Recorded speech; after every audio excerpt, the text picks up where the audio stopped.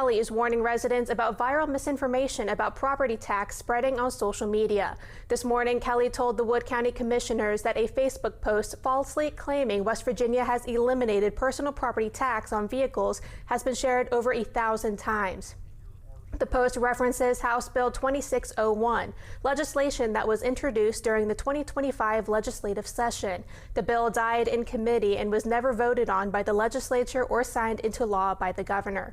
Kelly noted voters also considered and rejected a constitutional amendment eliminating property tax on vehicles back in 2022. Thanks to the false post, Kelly says assessors across West Virginia are being inundated with questions. We had people come in yesterday asking about it. I talked to Irv Johnson down in Cabell County, and he's got people coming in asking about it. He's explaining it to these people down there, and they don't believe anything he says. While the post falsely claims that HB 2601 eliminated property tax, it does include some partially correct information about a personal property tax credit.